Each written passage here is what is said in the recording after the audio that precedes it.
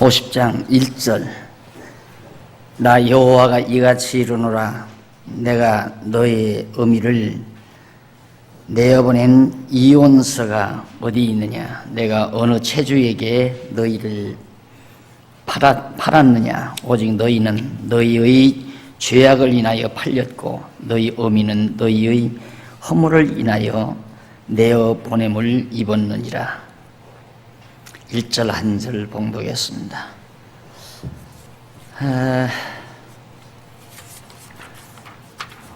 오늘 대저그 멸망을 언약하는 내용을 우리가 살핀다고 그랬습니다. 88페이지, 5088페이지 하단에 보시면 동그라미 안에 2번이 나오는데 동그라미 안에 1번은 앞으로 조금 넘어가 보십시다. 네? 백성의 회복을 언약하는 대목이 73페이지에 나와요. 중간에 49페이지에.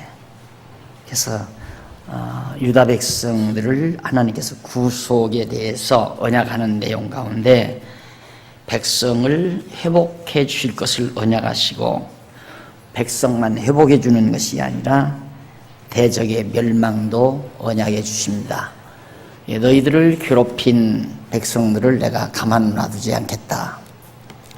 지난번 그럼 하나님이 쇼하시느냐 이런다는 말을 제가 했죠. 그래서 그렇게 우리들의 언어로 그렇게 생각하시면 됩니다. 쇼라는 게 보여준다는 말 아닙니까? 그러니까 계시 하나님께서 우리에게 당신의 뜻을 보여주는 거거든요. 그 보여주는 것이 뭐냐면 하나님께서 이스라엘 백성들을 사랑한다는 그 사랑을 보여줘야 되겠는데 사랑을 어떤 방법으로 보여줄 길이 없잖아요.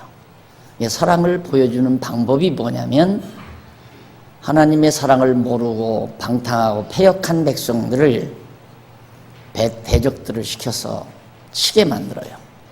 그래서 대적들이 와서 다 잡아가고 성을 헐어버리고 그렇게 한 다음 때가 되니까 하나님께서 막 울고불고 할 거 아니에요. 다 사랑하는 백성들이.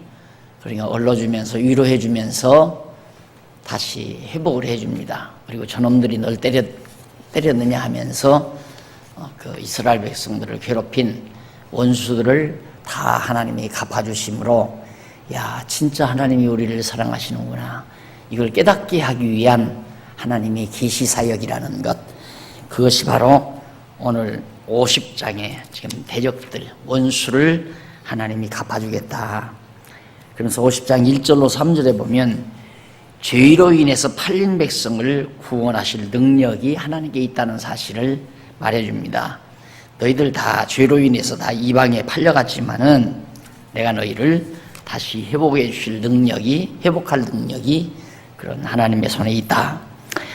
그러면서 넘어가서 4절로 9절에 보면 50장 고레스로 깨우쳐 담대히 대적을 멸하게 하심을 예언합니다.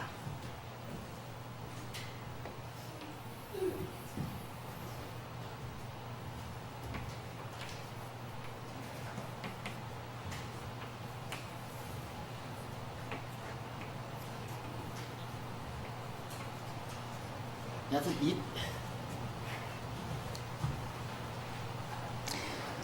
이 도표만 여러분들이 보시면 이스라엘 역사가 이스라엘은 이제 가나안 땅에서 아주 애굽에서 나와가지고 광야 지나가지고 다윗이 왕 되면서부터 이스라엘 민족 역사거든요.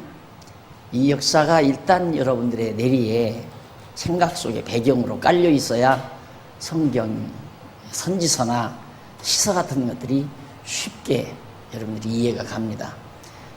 이제 고레스가 나타날 때가 이때거든요. 고레스. 이 파사입니다. 페르시아. 헬라는 알렉산더가 헬라고. 그러니까 고레스는 파사. 그다음 헬라 나오죠. 그다음 로마 이렇게 나오거든요. 그러니까 파사 초대 왕은 고레스 왕이고 헬라 초대 왕은 황제는 알렉산더 대왕이고 이렇게 하면 됩니다. 하나님께서 파사왕 고레스를 당신의 종으로 활용을 해요. 어떤 종으로?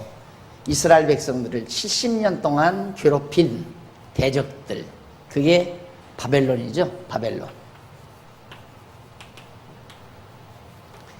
이 바벨론을 파사 고레스를 통해서 다 쳐서 멸하시겠다. 그 언제냐면 여기 이때예요. 지금 이사야가 이때 예언하는 겁니다.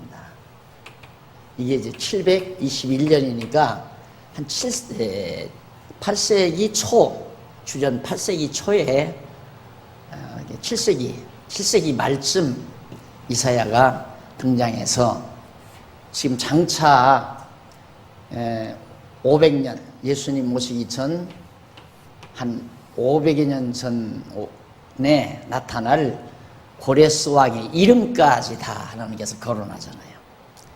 이게 참 놀라운 거죠. 그래서 나쁜 학자들은 후에 썼다. 고레스가 나타난 이후에 이 이사야서를 썼다. 그래서 여러분들이 책을 보면 제1이사야, 제2이사야, 제1이사야는 이사야서 전반부를 이제 1이사야가 썼다는 거고, 제2이사야는 후반부를 썼다는 거거든요. 지금 우리가 후반부 공부하잖아요. 50장이니까 40장 이후가 이제 후반부니까. 그러니까 고레스 나타난 이후에 썼을 것이다. 확증도 없어요. 그럴 것이다라고 그러죠. 하나님께서 장차 고레스, 여기 이름까지 딱 고레스로 깨우치어 담대히 대적을 멸하도록 그렇게 해주시겠다. 거기 보면 4절 한번 읽어보십시다. 주 여호와께서 학자의 혀를 내게 주사 나로 곤핍한 자를 말로 어떻게 도와줄 줄을 알게 하시고 아침마다 깨우치시되 나의 귀를 깨우치사 학자같이 알아듣게 하시도다. 학자의 영이 있죠. 학문도 아무나 하는 게 아닙니다. 하나님께서 이렇게 학자같이 학자의 혀를 주어야 학자같이 말도 하고 학자의 영을 주셔야 깨닫게도 하고. 그러니까 여러분들이 지금 이 엄청난 진리를 공부한다는 것은 하나님이 깨닫도록 지혜를 주니까 공부하는 거예요. 안 그러면 재미가 없어요. 전혀 재미없죠. 이게 지금 4년 동안 할 건데 지금 2년 반째 지금 하잖아요. 5학기째 지금 하고 있는 거거든요. 무슨 재미로 이걸 하겠어요? 안 깨달아지면. 그러니까 이 하나님께서 깨닫게 해서 누구를 고레스로 그렇게 깨닫게 해서 뭘 하나님의 뜻을 깨닫게 한다 이 말입니다. 그래서 알아듣게 하시도다. 주 여호와께서 나의 귀를 열어주셨으므로 내가 거역지도 아니하며 뒤로 물러가지도 아니하며 나를 때리는 자들에게 내 등을 맡기며 나의 수염을 뽑는 자에게 나의 뺨을 맡기며 수욕과 침뱉음을 피하려고 내 얼굴을 가리우지 아니하였느니라. 주 여호와께서 나를 도우심으로 내가 부끄러워 아니하고 내 얼굴을 부시돌같이 굳게 하였은즉 내가 수치를 당치 아니할 줄 아노라. 나를 의롭다 하시는 이가 가까이 계시니 나와 다툴 자가 누구뇨? 나와 함께 설지어다. 나의 대적이 누구뇨? 내게 가까이 나올지어다. 주 여호와께서 나를 도우시리니 나를 정죄할 자 누구뇨? 그들은 다 옷같이 헤어지며 좀에게 먹히리라. 라고 지금 이게 지금 고레스에게 지금 그렇게 하실 것을 지금 약속하는 내용이거든요. 그 뒤에 보면 이제 그 고레스의 이름이 나와요. 뒤쪽으로 가면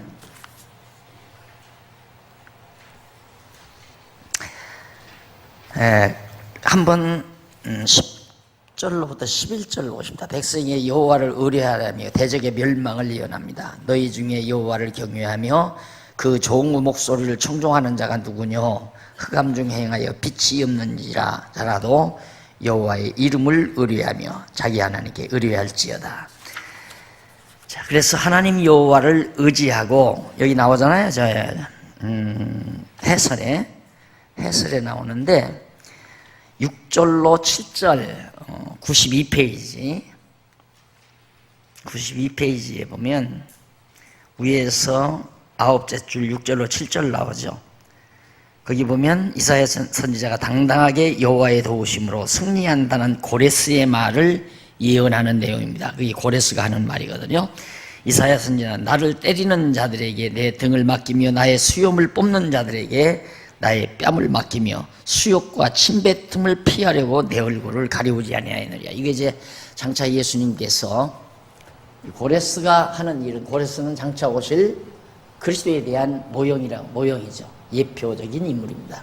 예수님도 침뱉음을 당하고 뺨도 맞고 다 그랬는데, 고레스를 통하여 이제 고레스가 그런 어려움이 다가온다 할지라도 나는 안 물러나겠다, 그 말입니다. 그래서 거기 나의 수염을 뽑는 자들은 바사왕 고레스를 쳐서 수치를 당하게 하려는 대적들, 고레스를 쳐서 멸하려고 하는 대적들을 말하는데, 바사왕 고레스는 자기를 쳐서 수치를 당하게 하려는 바벨론에게 물러서지 아니하고 당당하게 맞선다고 그렇게 말하는 것을 증언하는 얘기입니다. 이것은 물론 예수 그리스도에 대한 예표죠. 자, 그 다음 이쪽 93페이지 10절로 11절, 여호와를 의뢰하라며 대적의 멸망을 예언합니다. 결국 이스라엘 백성들을 괴롭힌 70년 동안 괴롭힌 바벨론은 고레스 바사에 의해서 완전히 다 진멸을 당한다. 그 다음 동그라미 안에 3번 98페이지, 아니 96페이지, 백성의 구원을 언약하는 내용입니다. 백성 반드시 구원해 주겠다. 처음에는 회복한다 그러면서 대적 멸망시켜가지고 구원해 주겠다, 그 말이거든요. 51장 1절 3절에 보면 조상에게 복 주신 하나님이 시온을 회복하실 것. 조상이면 아브라함이죠. 아브라함, 이삭, 야곱, 이들에게 언약을 했죠. 그 언약. 이 언약하신 하나님이 다윗 왕조를 그대로 망하게 한다면 하나님의 언약이 다 숲으로 돌아가니까, 그래서 조상에게 언약하신 하나님이 언약대로 다시 무너진 예루살렘 시온이죠. 다윗 왕국이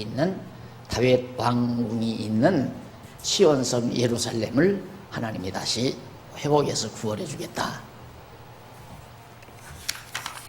그 다음 4절로 8절에 보면 백성들의 영원한 구원의 언약과 위로의 언약을 예언합니다. 백성들의 영원한 언약. 자, 여기서 이제 망한다 이 말입니다. 아직 이사야가 예언하는 거니까 앞으로 남쪽 유다도 망한다. 그러나 회복한다, 구원해 준다. 그런데 영원히 구원해 준다 이 말이에요. 영원히 구원해 준다. 영원한 언약. 하나님의 언약은 영원히 변함이 없다. 그래서 다윗의 자손으로 예수님이 오시죠. 예? 예수님이 오셔서 영원토록 통치하잖아요. 영원한 나라. 그래서 예수님 재림을 하셔서 여기 이제 유대인 시대, 유대인 구원 시대가 있거든요. 그래서 이제 영원한 나라로 그냥 진입을 해요. 이게 이제 교회 시대고, 우리 이방인 시대고,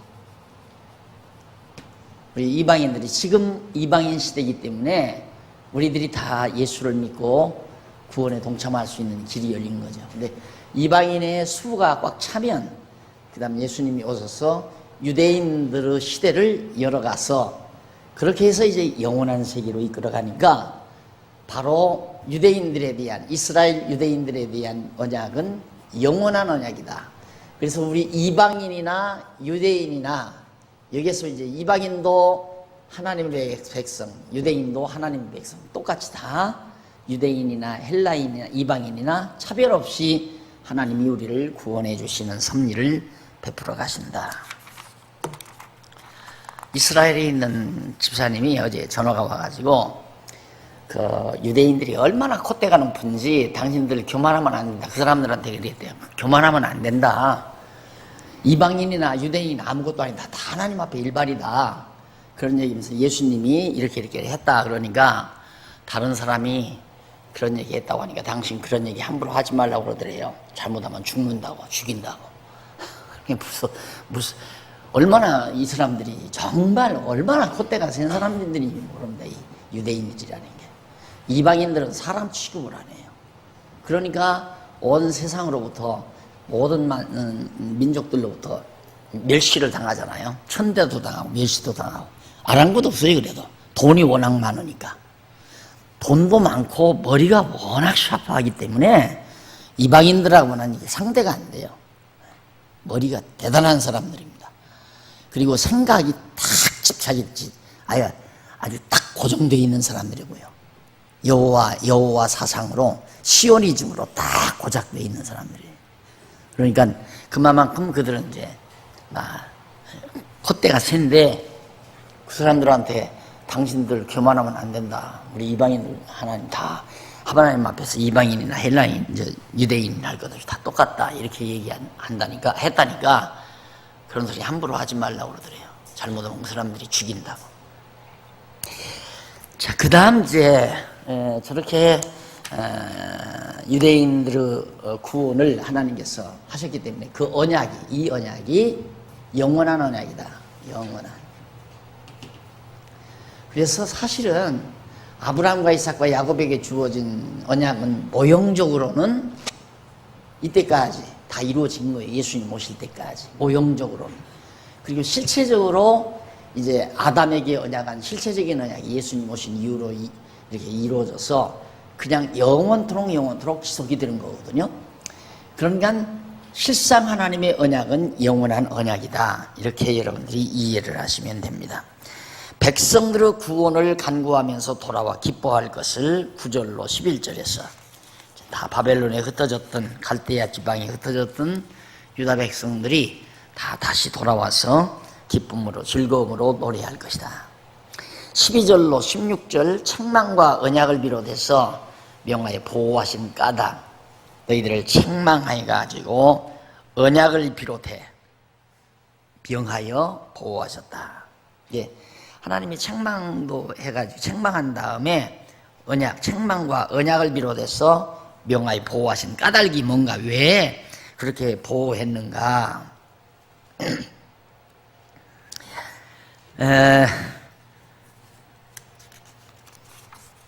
뒤에 넘어가서 보면 까닭이 아마 15절로 16절 보십시다. 15절로 16절 본문 그 까닭이 뭔가. 나는 네 하나님 여호와라. 바다를 저어서 그 물결로 흉용케 하는 자니 해일이 일어나는 것. 하나님이 그렇게 젓는다 이거예요. 아무리 큰 배가 지나가도 그렇게 파도가 칠 수가 없죠. 하나님께서 바다를 막 한번 휘저어 놓는다. 내 이름은 만군의 여호와니라. 16절. 내가 내 말을 네 입에 두고 네 손 그늘로 너를 덮었나니. 왜냐하면 내가 하늘을 펴며 땅의 기초를 정하며 시온에게 이르기를 너는 내 백성이라 하려 하였음이니라.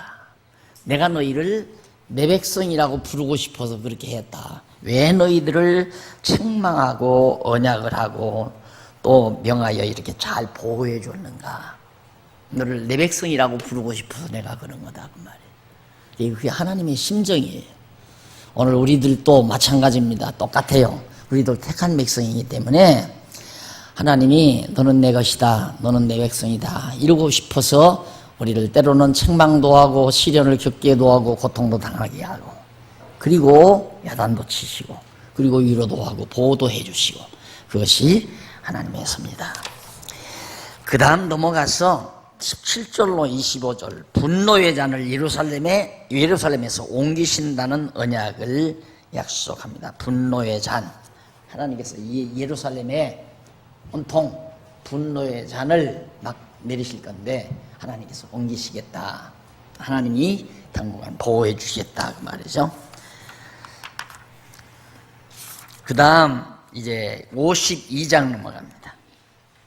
5111페이지. 시온의 회복을 언약하는 내용입니다. 시온의 회복. 자, 그래서 여기에 진노가 내려져 가지고 왕창 완전히 막 이제 폐허가 됐잖아요.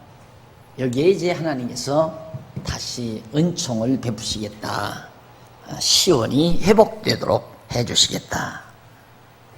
이것이 이제 52장에 나와요. 그러니까 왜 그렇게 하시는가? 왜 그렇게 다 때려 부수고 다시 여보게 해주시고 너를 내 백성이라 부르고 싶어서 그렇게 했다 이 말이에요. 하나님 백성 만들고 싶어서 그러는 거예요.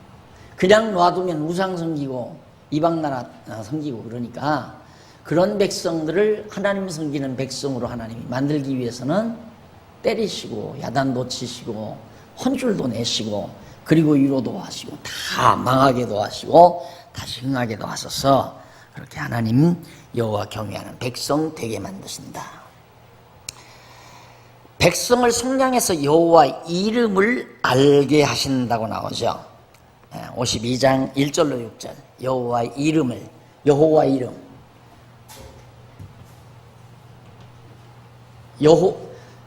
여호와의 이름 이게 이제 우리 한국어 내가 이제 글을 쓰면서 그냥 여호와 정확하게만 여호와라는 이름 이렇게 해야 돼요.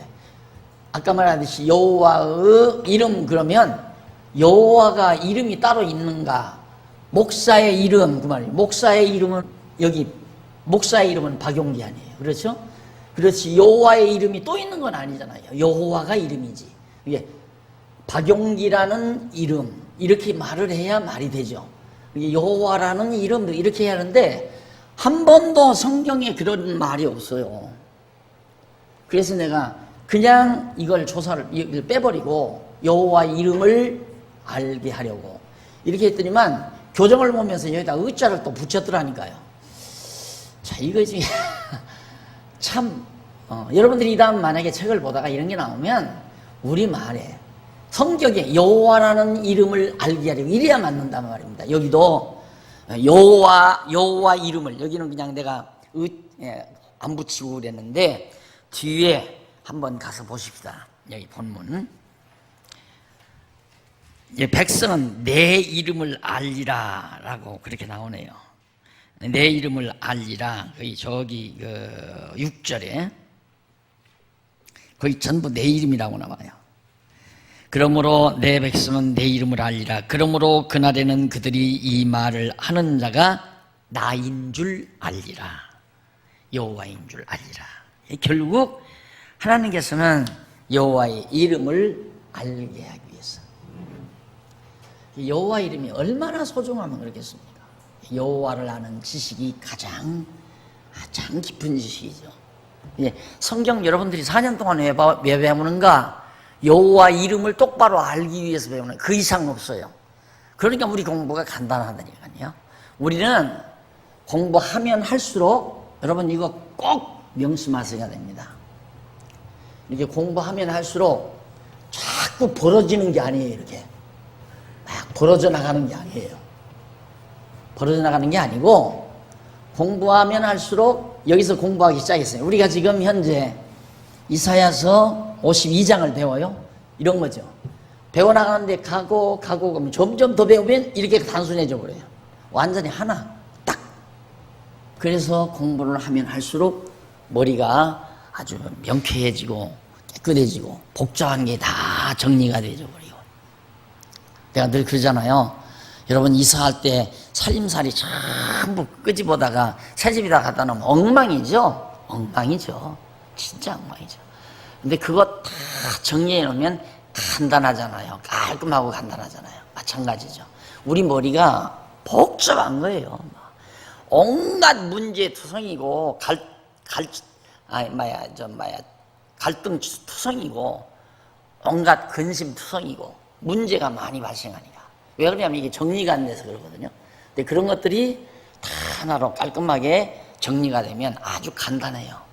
그러듯이 모든 학문 결국 정리하면 여호와 이름이. 우리 성경신학 이거거든요. 예수가 그리스도인 걸 왜 배우는가? 하나님이 여호와인 걸 알기 위해서 배우는 거예요. 왜 예수님을 세상에 그리스도로 보냈는가? 하나님이 여호와라는 사실을 알게 하기 위해서 예수님을 그리스도로 보냈단 말입니다.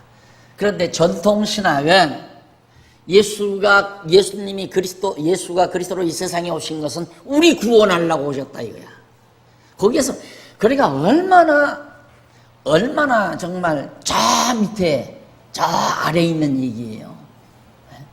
지금까지 내려오는 기독교 신학 자체가 바로 그 주제예요. 예수가 왜 왔는가.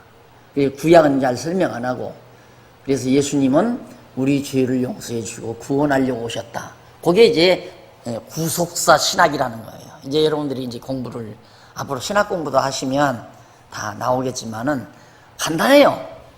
우리는 이번에 이제 구약에서 신약으로 넘어왔거든요. 구약에서 신약으로 마태복음으로 넘어오는 13권에 나오는데 바로 여호와. 예수가 그리스도이심을 깨달아 믿고 하나님을 여호와로 알아 경외케 하려는 거예요. 여호와로 알기 위해서 예수가 그리스도이심을 믿는 거예요. 믿게 하는 거예요. 모든 만사가 다 이 천지 만물, 태양이 돌고 우주가 돌고 이게 바다, 뭐 자연 운행, 이 모든 것도 다 마찬가지예요. 하나님이 여호와인 걸 알게 하려는 거예요. 그래서 내가 우리 성경신학이 이것이라면 자연과학, 인문과학, 사회과학 뭐 이런 과학들을 통해서 전부 모든 학문들이 막 가지를 치죠. 이렇게 많은 가지를 쳐도 결국 간단하게 여호와 하나님을 알기 위해서. 여러분 신문에 요즘 그 곽경도 집사님께서 정말 귀한 옥고 귀한 글을 늘 신문 나올 때마다 써주시는데 그 글 보세요. 그 글 보면 결국은 여호와예요. 거기도 결국은 모든 자연과학, 물리학 이런 것들이 결국은 하나님이 여호와이심을 알게 하려는데 초점을 맞추는 겁니다. 그래서 우리의 학문 방법은 간단해요. 아주 간단해요. 그래서 이렇게 생각하면 됩니다. 모든 학문을 하는 방법이, 학문하는 방법이 연역 방법이 있어요. 원인에서 결과로 찾아가는 그게 이제 연역적 방법이에요. 그걸 연역 방법이라고 그러죠. 그 다음 이제 결과에서 원인으로 차고 올라가는, 원인을 찾기 위해서 가는, 결과를 보고 원인을 찾아가는 방법을 귀납적 방법이라고 그래요. 예. 연역적 방법과 귀납적 방법, 이 두 방법이 학문하는 방법인데, 연역적 방법은 감히 손도 못 대는 거예요. 일반 학문에서는. 왜? 원인을 모르는데 어떻게 연역을 하겠어요? 연역하는 것이 이제 철학이거든요. 연역 방법이 하나의 철학인데, 철학은 가정을 해요. 가정. 거짓으로 원인을 정해놔요. 이럴 것이다 하고. 그래서 그 거짓으로 정한 원인에 의해서 연역 방법으로 이래서 이렇고 이래서 이렇고 설명해 가죠. 그러니까 그게 궤변이라고 말이에요. 이것이 거짓으로 정해놓은 거니까 거짓으로 정해놓은 원인에 의해서 말하는 모든 말들이 다 허상이고 거짓이죠. 그렇잖아요. 그런데 우리는 가능한 게 뭐냐면 원인을 확실히 가정이 아니라 확정된 거예요. 원인이 여호와 하나님이에요. 여호와가 원인이에요. 여호와 하나님에 의해서 연역적 방법으로 다 나온 걸 우리는 귀납적 방법으로 여기를 찾아가는 거예요. 그러니까 이렇게 갔다가 이렇게 돌아오는 거죠. 그럼 뭐냐? 이렇게 간 걸 지금 그거의 성경신학이나 학문 안에 저 나온 거예요. 이미 이렇게 해서 나온 거예요. 하나님이 발견이 되니까, 여호와 하나님이 발견이 되니까 쉽게 다 정리가 된 거죠. 이걸 여러분들에게 여기서부터 이래서 이렇고 이래서 이렇습니다 라고 말할 수 있다는 얘기죠. 그래서 우리 교육은, 우리 장안중앙교회 교육은 살아있는 교육이에요, 여러분. 진짜로. 그래서 교육을 떠나서는 교회가 존재할 수 없습니다. 진정한 교회는. 참 교회는 교육이에요, 그냥. 그래서 내가 지난번에 고민을 했다고 그러잖아요. 돈도 이만큼 있고, 이제 교회 재산도 있고 그러니까, 정식으로 교과부인지 뭔지, 정부에 거기에 허가를 받아가지고, 대학이든 그렇게 해서 학교를 하느냐, 아니면 순수하게 교회라는 이름으로 그냥 학교 체제로 나가느냐. 요건데, 다 일장일단이 있죠. 근데 학생이 모두가 다 순수만 하다면 대학 인간에도 상관이 없죠. 그건 사회 제도와 접촉점을 가질 수 있는 거니까. 그래서 그걸 해보려고 하는데 그걸 하게 되면 이제 그 대학이라고 하는 것이 가지고 있는 사회적 어떤 공감을 가질 수 있는 그 자격증이 있잖아요. 막 학사니, 석사니, 박사니 뭐 이런 것들이. 그래서 그걸 욕심내 가지고 오는 사람이라면 불순물이거든요. 불순물. 그런 사람들 때문에 결국은 이제 학교가 망쳐지는 거예요. 학교라고 하는 것은 진리인데 내용이 보존되고 내용이 정확해야 되는데 와서 공부할 생각은 안 하고 학교나 딱 가려고 하고 와서 뭐 쓸데없는 뭐 자기 이권이나 채리려고 하고 이렇게 되면 이제 학교는 생각해 보세요. 대학 인간이면 등록금 막 받을 거 아니에요. 막 받으면 이권이 많잖아요. 돈 많다 이 말입니다. 그러니까 거기에서 돈 벌기 위해서 하기 위해서 또 달겨들면 학교도 다 부패하는 거예요. 썩어버리는 거예요. 세상에 있는 게 깨끗하고 안전할 수는 없지만 항상 제 갈등은 그 부분입니다. 순수하게 하자면 이렇게 해야 되는데 그렇게 하다 보면 세상과 완전히 이게 접촉이 안 이루어지고 그래서 좀 답답하기는 하지만 그래도 내 무게중심은 순수한 쪽으로 실려요. 항상 그냥 지금까지도 그래 왔거든요. 제가 살아온 것도 마찬가지고 여러분들이 생각할 때 내 나이에 지금 계속해서 연구하고 왔으면 뭘 뒤집어서도 하나 뒤집어서 쓸 거 아니에요. 기회도 많아. 가만히 앉았는데도 막 석사 학위증도 갖다 주고 또 박사 학위증 갖다 준다고 난리를 치더라고요. 필요 없다. 하나 그거 필요 없다. 그런데 지금 후배들한테는 내가 하라고 그래요. 열심히 하라고. 그것도 다 하나님이 쓰실 수 있는 거다. 그건 내 경우지. 당신들 경우는 또 하나님이 쓰는 방법이 다를 수 있으니까 하라고. 그래서 지금 학위 과정 하는 우리 목사님들, 전사님들 많거든요. 뭐 일반 학위도 했으면서도 신학 박사 학위 하려고 지금 공부하는 목사님들도 많이 있고요. 그런데 그런 어려움들이 있는데 우리 교회는, 우리 장안중앙교회는 진짜 엄청난 보고예요. 정말 우리가 너무 여러분들 스스로 가지고 있으니까 우습게 할지 모르지만 여러분 대단한 겁니다. 모든 것 다 섭렵할 수 있는 엄청난 논리와 근거를 우리는 확실히 가지고 있어요. 그렇기 때문에 얼마든지 펼쳐나가죠. 시간이 문제죠. 시간만 있으면 어떤 학문책이라도 다 뽑아낼 수 있는 그런 여력을 우리가 가지고 있어요. 왜? 원인을 알고 있으니까. 연역 방법으로 해가는 방법이 제일 쉽습니다. 학문은 원인을 알고 예를 들면 범죄 수사관이 이 범죄 원인이 뭐다? 원인 딱 알면 그 다음 쫙 그 원인에 의해서 결과 찾아가기는 쉬워요. 그런데 원인을 모르고 나타난 결과 어디에 뭐 신발 발자국 하나 보고는 거기서부터 원인을 찾아가려면 죽어요. 힘들다 이 말입니다. 그래서 죄 없는 사람은 3년씩 5년씩 형 살리고 그러잖아요. 안 되는 거란 말입니다. 우리는 성경이라고 하는 엄청난 보고가 우리에게 모든 학문의 근본 원인을 가져다 알게 했기 때문에 원인에 의해서 연역 방법으로 어떤 학문이 있는지 다 빠져나갈 수 있다. 시간만 있으면 얼마든지 가지가 뻗기 때문에 막 아주 큰 거목으로 만들어갈 수 있는 역사와 함께 그렇게 만들어갈 거예요. 두고 보십시오. 내가 도서관 하잖아요. 도서관이 세속에 있는 그런 일반 도서관에 있는 책 갖다만 놓기 위한 도서관이 아니라 앞으로 우리가 할 일은, 우리 목사님들이 해야 할 일은 늘 앉아서 연구하고 쓰는 일이다. 그래서 이 성경 신학자들이 앉아서 쓴 책이 큰 도서관을 메울 수 있는 날이 와야 된다. 그게 내가 늘 꿈꾸고 있는 거거든요. 그 생각을. 근데 내 당대에는 다 안 될 거 아니에요.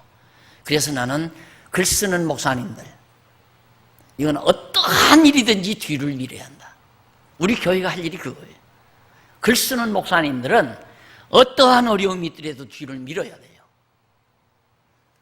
어제 누군가가 어느 집사님이 오셔서 저녁 때 오셔서 퇴근길에 오셔서 풀 뽑고는 저녁 먹으러 가서 얘기가, 목사님 이거 좀 어떻게 하면 빨리 앉아서 늘 막 연구하고 이 책을 쓰고 막 그랬으면 좋겠다는 거예요. 그래서 누가 밥 먹여줘야지. 내가 그랬죠. 가만히 막 호호호호 웃더만. 아, 그렇네요. 정말 밥 먹여줄 사람이 없네요. 앉아서 연구해서 책 쓰려면 밥 먹여주는 사람이 있어야 할 거 아니겠어요? 그게 연구원이에요.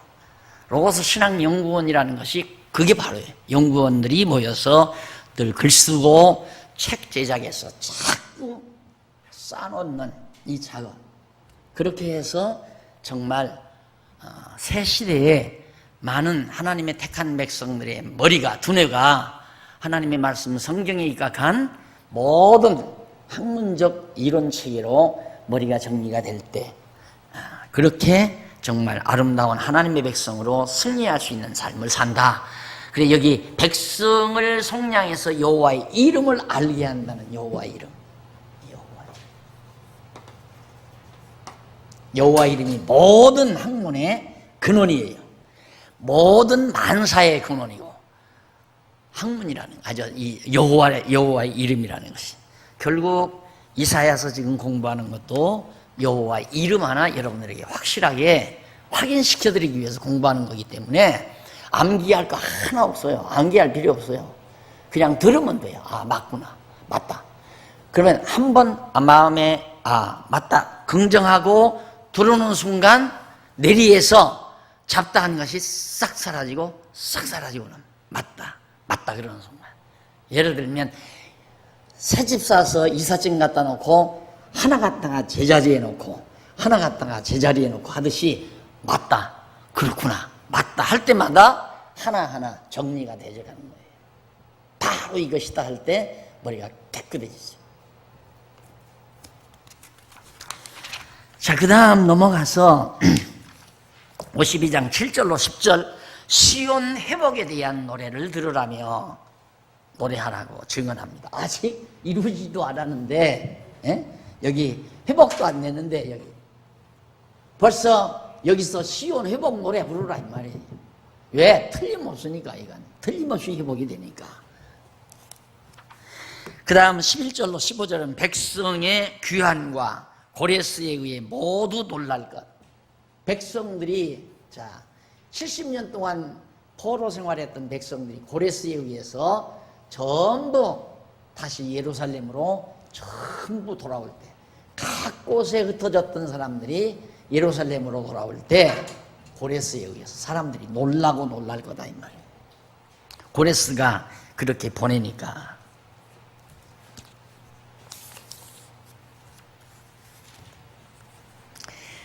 그래서 그 고레스가 백성들을 해방시켜 가지고 정말 유다 백성들이 예루살렘으로 돌아올 때, 이스라엘 택한 백성들이 돌아올 때 이방 나라 모든 사람들이 막 다 놀랄 거 아니에요. 와 하고. 그 다음 53장 나옵니다. 속죄할 메시아를 언약하는 대목이 거기 나옵니다. 죄를 용서해 줄 수 있는 메시아. 그것이 53장인데 1절로 3절에 보면 천하게 자라날 메시아가 버림을 당하게 된다고 예언하는 이죠. 우리의 전한 것을 누가 믿었느뇨? 여호와의 팔이 누게 나타났느뇨? 그는 주 앞에서 자라나기를 연한 순 같고 마른 땅에서 나온 줄기 같아서 고운 모양도 없고 풍채도 없은즉 의보기에 흠모할 만한 아름다운 것이 없도다. 예수님의 모습을 말하죠. 그는 멸시를 받아서 사람들에게 실어버린 되었으며 간고를 많이 겪었으며 질고를 아는 자라. 마치 사람들에게 얼굴을 가리우고 보지 않음을 받는 자 같아서 멸시를 당하였고 우리도 그를 귀히 여기지 아니하였도다. 다 완료형으로 썼죠. 앞으로 되질 거지만은 완료형. 예언 성취의 확실성.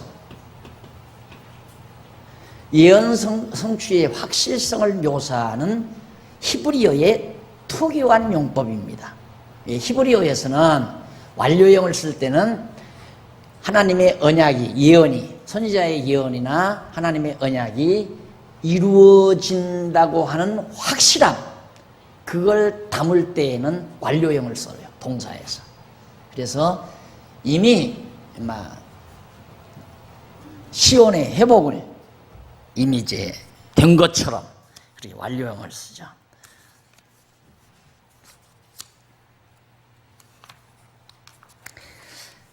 그 다음 이제 53장 4절로 9절은 죄악을 담당하신 메시아가 죽어서 묻히실 것을 다 얘기하죠.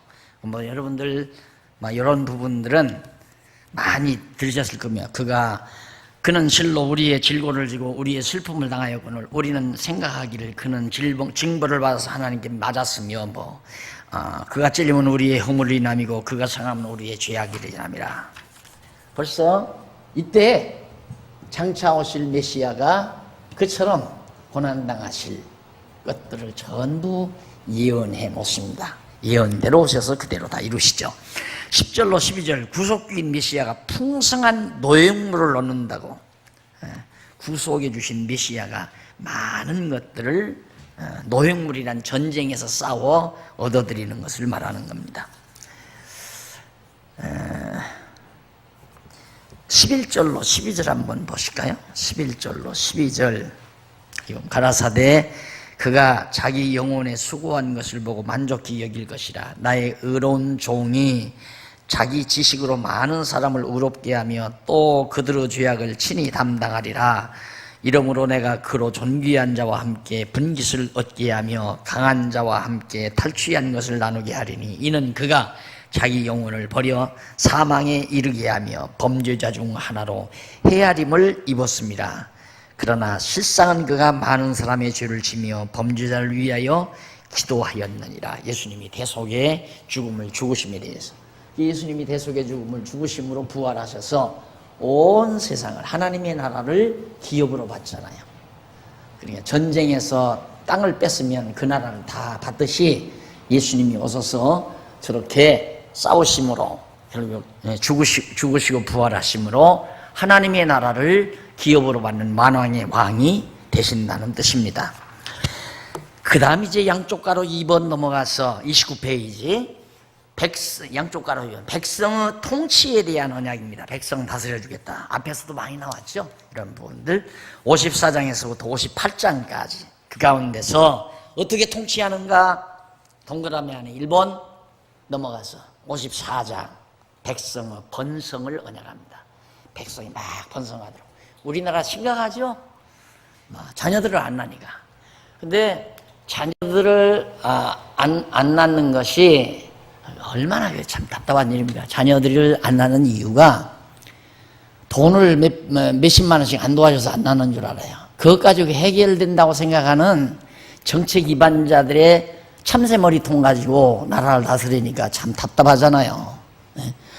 젊은이들이 대학 나와가지고 떳떳한 직장 팡팡 잡아보세요.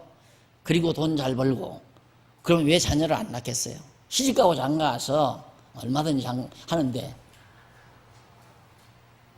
직장이 없으니 장가갈 마음도 없고, 장가갈 마음이 없는 게 아니라 장가갈 수가 없어요. 왜?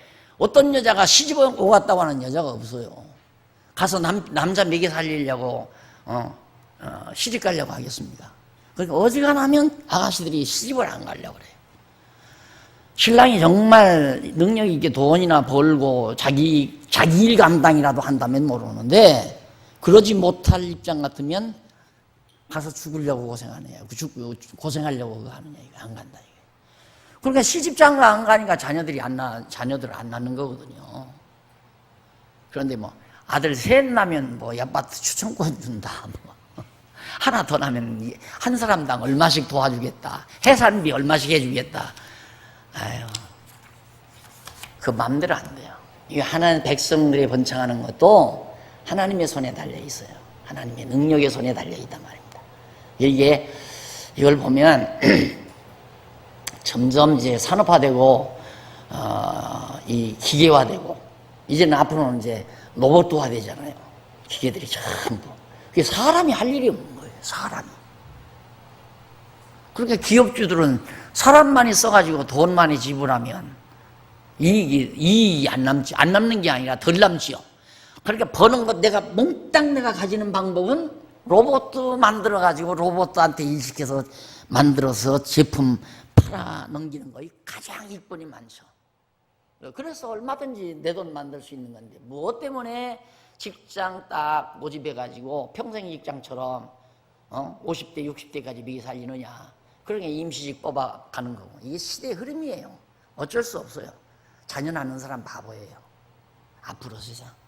그러니까 바울이 뭐라고 그랬냐면, 내가 바라기는 시집장가 안 가는 게 좋다. 할 수만 있다면. 그 얘기. 목사님은 딸들 데리고 앉아서 저렇게 가르치는구나. 아니, 그 말은 내가 안 가르쳤어요. 그냥 공개적으로만 하지. 예. 그리고, 안 가는 게 좋다. 그리고 왜냐하면 자녀들을 나누면 환난 날에 더 고생이 심하다. 이 바울 당시에 환난이 있을 거 다 아니까 바울은 바로 바울이 활동한 이후에 바로 예루살렘 막 환난이 와가지고 다 유대인들 쫓겨나가고 그랬잖아요. 그때 장가 가서 뭐 하겠어요? 시집장가 가서 뭐 하니? 은사 받은 사람은 혼자 사는 것이. 그래서 도망가기도 좋고 환난에 견디기도 좋고 자녀 낳는 것보다. 앞으로도 마찬가지예요. 어쩔 수가 없는 거예요. 누가 천하없는 대통령이 자리를 잡아도, 천하없는 정책을 가지고 자리를 잡아도 안 돼요. 사람 필요 없는데 자꾸 사람 뽑으라면 되겠어요? 우리 회사 사람 필요 없다는데 사람 좀 뽑아가라. 뽑아다 좀 먹여 살리라. 그럴 바보 전체가 어디 있어요? 이런 사회 구조 속에서. 혹시나 하고 살면 역시나예요. 자녀들이 비록 어디 직장 다니면서 돈 100만 원에서 벌으면 정말 대단한 걸로 알아야 됩니다. 지금 세상. 임시직이라도 갈 수 있으면 다행이에요. 그게 어렵잖아요.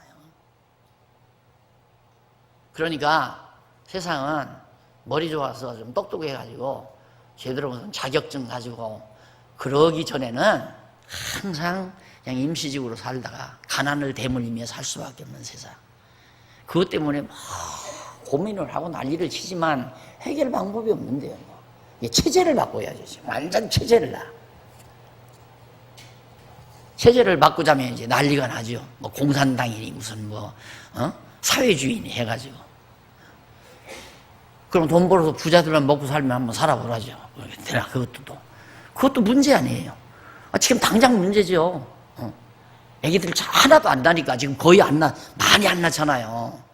나도 하나만 딱 낳고 조금 뭐 하면 혼자 심심하니까 하나만 더 낳아주자고 많이 봐줘서 하나 더 낳아주는 거예요. 셋은 죽어도 안 낳으려고 그러잖아. 이 백성이 줄어든다는 것은 참 경제적으로도 큰 타격입니다. 이게 엄청난 타격이죠. 우리나라도 이건 문제죠. 정말 큰 문제입니다. 요런 이제 추세가 언제쯤 가서 나타나느냐면 한 10년 내지 20년 후에는 모든 전반에 있어서 막 엄청나게 예감을 한다고 하니 예상 이외로 나타나 버려요. 예상 이외로 사회 문제들이. 그러니까 큰 문제가 되는 거예요. 노인들만 막 바글바글 노인들만. 젊은이들은 없고. 그렇게 되면 참 사회는 참 어두워지는 거죠. 네.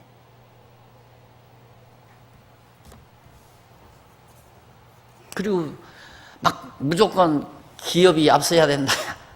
경제 강의를 하는 거 아니지만 기업이 돌게 하려니까 기업이 일자리가 만들어져야 되잖아요. 그래서 막 어디 아파트 잔뜩 쪄가지고 그러니까 지금 막 15만 채인지 뭔지 남아서 돌아가가지고 안 팔리잖아요. 팔리질 않잖아요.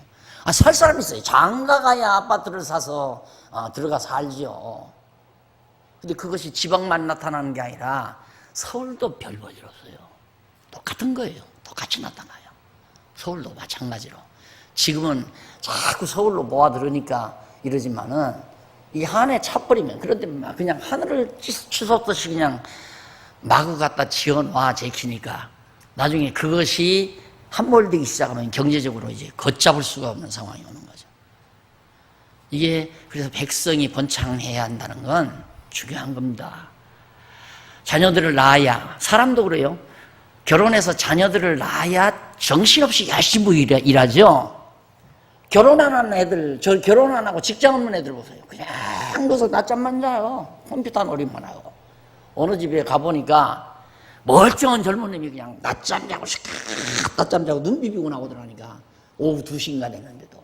그러니까 어제 밤새 그들가 술 마시고 컴퓨터 게임한 거예요. 춤추고. 그렇게 세상을 살아가는데 무슨 경제가 이게 활성화가 되겠어요? 백성을 하나님께서 번창시키겠다. 이것은 나라를 회복하는 데 있어서 매우 중요한 것이다.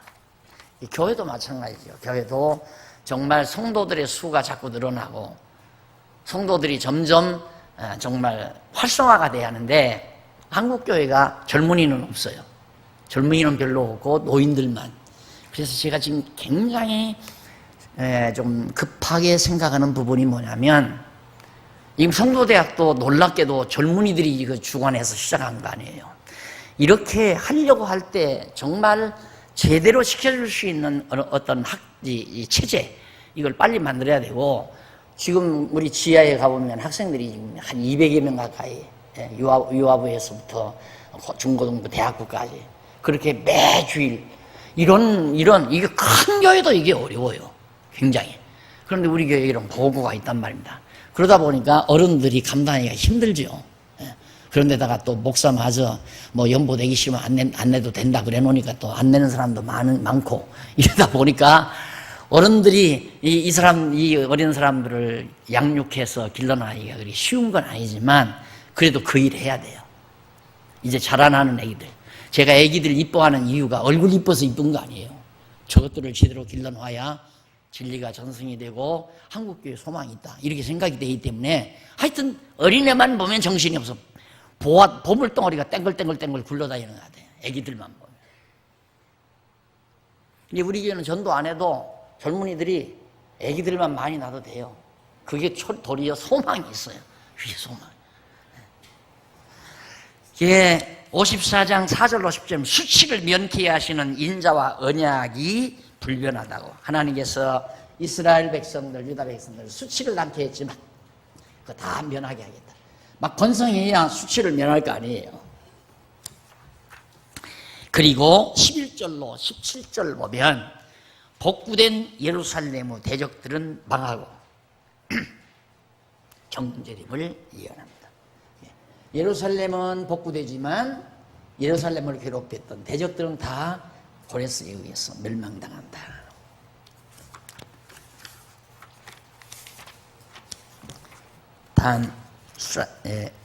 커피 한 잔 하시고 동그라미 안에 2번 확실한 은혜를 언약하는 대목부터